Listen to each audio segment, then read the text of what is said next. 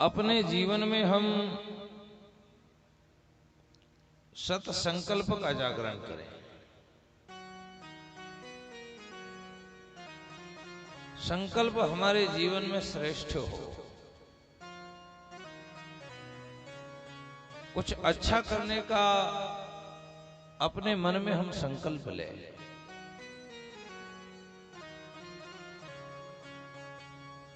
अपने आप को हमें श्रेष्ठ बनाना है, श्रेष्ठता के शिखर तक अपने आप को यदि ले जाना है तो अपने मन में शिव संकल्प का जागरण करिए। शिव संकल्प का अर्थ है कल्याणकारी संकल्प, कल्याणकारी व्रत, एक प्रतिज्ञा, एक दृढ़ निश्चय जिसको हम संकल्प कह सकते हैं, जिसका नाम सम्यक कल्पना है। ऐसी सम्यक कल्पना हमारे मन में हमें धारण करना चाहिए। ऐसी सम्यक कल्पना का जागरण हो हमारे मन में, जो एक तरह से व्रत ही कहा जा सकता है। क्योंकि हमारे यहां व्रत शब्द का सीधा सा अर्थ है संकल्प। हम संकल्प लें, संकल्प को ही व्रत कहा गया। एक बाहरी दृष्टिकोण से देखे तो एक व्रत हम किसी पर्व पर, किसी तिथि विशेष में, किसी विशिष्ट वार को लेकर के हम व्रत करते हैं।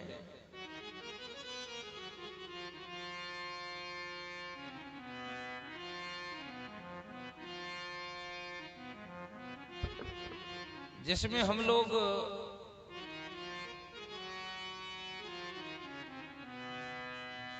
अन्नादि वस्तुओं से अपने आप को दूर रखने का प्रयास करते हैं। कहना भाई आज हमारा व्रत है, आज हमने व्रत रखा है। पूछ लिया जाए काई बात का व्रत है, कह देता आज एकादशी है या जन्माष्टमी है, रामनवमी है, शिवरात्रि है, आज हम व्रत हैं, हमने आज व्रत रखा महाराज। तो व्रत का सही अर्थ क्या है? व्रत कहते किसको है? हमारे यहां भूखे रहने को व्रत नहीं कहा जाता, भूखा रहना व्रत नहीं कहलाता। यदि भूखा रहना ही व्रत होता तो जाने कितने भिखारी रोज ही के व्रत करते होते, जिनको अन्न का कण भी नसीब नहीं होता। इसलिए भूखा रहना व्रत नहीं है। व्रत का अर्थ है एक संकल्प लेना, कोई एक शुभ संकल्प, कोई एक शिव संकल्प हम अपने मन में धारण करेंगे कि आज हमने किसी का भला करने का व्रत लिया है।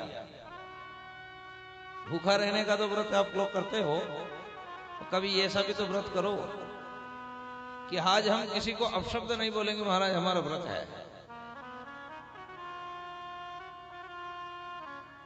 अन्न से परहेज आप करते हो, अन्न से, तो कभी काम क्रोध आदि विकारों से भी तो परहेज करेगी साहब। आज हम कामनाएं नहीं जगाएंगे अपने मन में, हम क्रोध से परहेज करेंगे। आज हमारा व्रत है, हम क्रोध का व्रत है, आज क्रोध नहीं करेंगे। ऐसा कोई एक व्रत हमारे जीवन में आए। कभी सत्य का व्रत करिए, सत्यनारायण की कथा कराते पर सत्यनारायण का व्रत नहीं करते। कभी सत्य का व्रत हो जीवन में तो ना महाराज आज हम मिथ्या भाषण नहीं करेंगे, हमने सत्य का व्रत लिया है, आज हम सत्य का ही भाषण करेंगे, अनर्गल प्रलाप हम कभी नहीं करेंगे।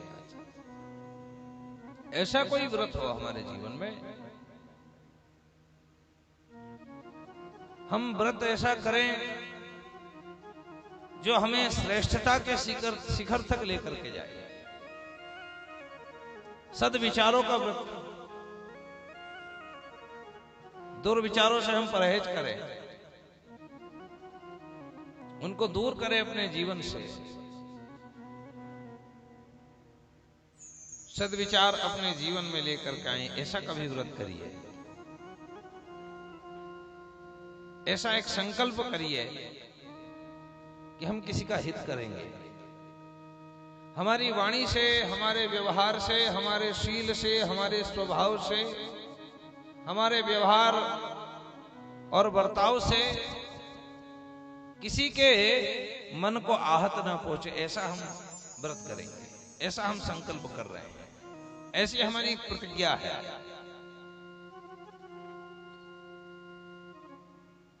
अपने आप को हम श्रेष्ठ साबित करने के लिए कितने उद्यम कर रहे हैं, लेकिन सच मानिए अन्य उद्यमों से आप श्रेष्ठ साबित होंगे न होंगे, लेकिन जिस दिन आपने अपने मन में ऐसा संकल्प ले लिया, ऐसा व्रत ले लिया कि मेरे द्वारा किसी को किसी प्रकार की कोई हानि नहीं होगी, किसी के मन को ठेस नहीं पहुंचेगी, मेरे शील से, स्वभाव से, आचरण से, वाणी से, व्यवहार से, कर्म से किसी प्रकार से किसी के मन को ठेस नहीं पहुंचेगी, जिस दिन ऐसा आपने संकल्प ले लिया उस दिन आप जगत प्रिय होना शुरू हो जाओगे।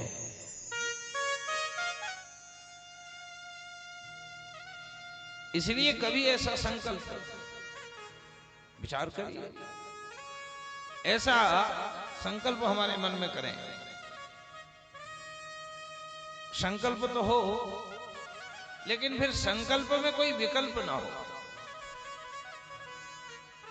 प्रायः हम लोग संकल्प में विकल्प ज्यादा ढूंढ लेते हैं, निकाल लेते हैं। संकल्प करें पर विकल्प ना हो, संकल्प ही होना चाहिए। ऐसा व्रत करिए, ऐसा व्रत ही आपको प्रिय व्रत बनाता है।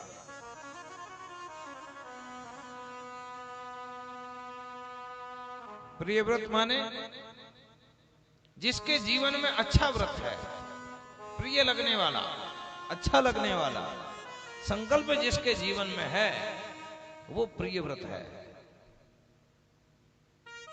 और प्रिय व्रत किसके भाई हैं? तो कल की चर्चा में हम देख रहे थे, प्रिय व्रत उत्तानपाद के भाई हैं। ध्रुव जी के पिताजी का क्या नाम? उत्तानपाद। उत्तानपाद का अर्थ क्या होता है? तो कह दिया गया, अर्थ निकाला गया, पाद का अर्थ होता है पैर, यह प्रतिष्ठा या पद। उत्तानपाद कौन? बोले जिसकी प्रतिष्ठा बड़ी ऊंची है। उत्तान माने ऊंची,